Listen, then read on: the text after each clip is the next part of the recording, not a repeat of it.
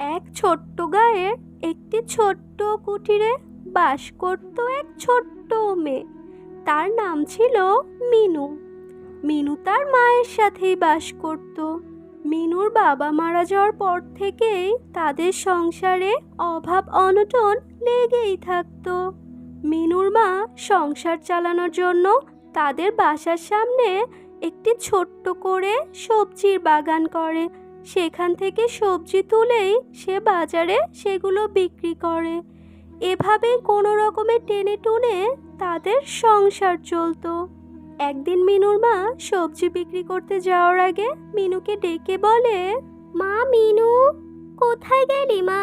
হ্যাঁ মা, বলো, ডাকছিলে আমায়? হ্যাঁ মা, আমি তো সবজি বিক্রি করতে যাচ্ছি।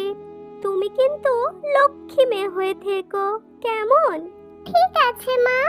ও মা, শোনো না, তুমি না আজকে আসার সময় আমার জন্য একটি ইলিশ মাছ কিনে নিয়ে এসো। অনেক দিন ইলিশ মাছ দিয়ে ভাত খাইনি। এই শুনে তার মায়ের চোখে জল চলে আসলো। তার মা কোনো রকমে নিজেকে সামলিয়ে মিনুকে বলল, ঠিক আছে মা, এখন তো আমার হাতে টাকা নেই। আমার হাতে একটু টাকা আসুক, তারপর আমি তোমাকে ইলিশ মাছ দিয়ে ভাত খাওয়াবো, কেমন মা? এই কথা বলে মিনুর মা চলে গেল। এরপর তার মা সবজিগুলোকে নিয়ে বাজারে বিক্রি করার উদ্দেশ্যে রওনা হলো। বাজারে গিয়ে সে বলতে লাগলো, তাজা তাজা সবজি আছে গো, নিয়ে যাও নিয়ে যাও। মূলা 10 টাকা, বেগুন 20 টাকা, একদম স্বল্প মূল্যে। নিয়ে যাও গো নিয়ে যাও, তাজা তাজা সবজি নিয়ে যাও। এভাবেই সবজি বিক্রি করে সে কোনো রকমে তার মেয়েকে নিয়ে দিন কাটাতে লাগলো। একদিন সবজি বিক্রি করার সময় হঠাৎ করে সে মাথা ঘুরে পড়ে গেল, আর সবাই তাকে ধরাধরি করে তার বাসায় নিয়ে আসলো। এরপর মিনু তার মায়ের অনেক সেবা করলো, কিন্তু অসুস্থ থাকার কারণে তার মা আর সবজি বিক্রি করতে যেতে পারলো না। তাই মিনু ঠিক করলো সেই সবজি বিক্রি করবে, তা না হলে তো তারা না খেতে পেয়ে মরে যাবে। পর সে বাজারে সবজি বিক্রি করতে গেল, কিন্তু সে ছোট হওয়ায় সবাই তাকে ঠকাতে শুরু করলো। একদিন মিনতি কাকিমা এসে বলল, কি রে, বেগুন কত করে? কাকিমা, বেগুন তো 20 টাকা কিলো। কি বলছিস না বলছিস? 10 টাকা কিলো, আমাকে 1 কেজি দে জলদি।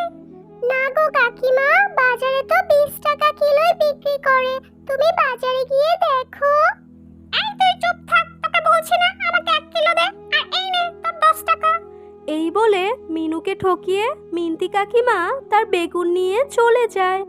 এভাবেই যেই আসে সেই মিনুকে ঠকিয়ে চলে যায়। মিনু ছোট বলে কিছু বলতেও পারে না।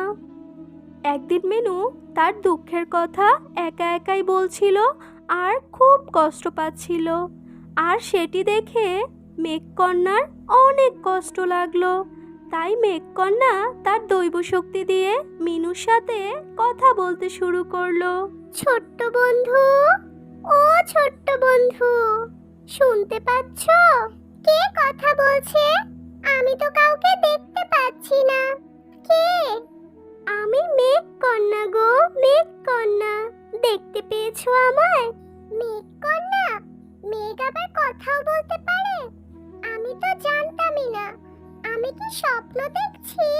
না গো ছোট্ট বন্ধু, তুমি কোনো স্বপ্ন দেখছো না। আমি সত্যি তোমার সাথে কথা বলছি। আমি আমার দৈব শক্তি দিয়ে তোমার সাথে কথা বলছি। ও আচ্ছা আচ্ছা, তাই? হ্যাঁ গো বন্ধু, তোমার কষ্টের কথা শুনে আমার অনেক খারাপ লেগেছে, তাই আমি তোমার উপকার করতে চলে এসেছি। তুমি আমার উপকার করবে? সত্যি বলছো? হ্যাঁ গো বন্ধু, সত্যি বলছি। এই নাও 1 ঝুড়ি ফল। এই বলে সে মিনুকে 1 ঝুড়ি ফল উপহার দিল আর বলল, এই ফল তোমার মাকে খাওয়ালে তোমার মা দ্রুতই সুস্থ হয়ে যাবে। আর এই ফলের ঝুড়ি কখনোই খালি হবে না। এই ফলগুলো বিক্রি করে তুমি তোমাদের অভাবের দিন দূর করতে পারবে। তখন মিনু অনেক খুশি হলো আর মেঘকন্যাকে ধন্যবাদ দিয়ে সেই ফলের ঝুড়িটি নিয়ে বাসায় চলে আসলো। এরপর মিনু সেখান থেকে একটি ফল তার মাকে খাইয়ে দিল। ধীরে ধীরে তার মা একদম সুস্থ হয়ে গেল।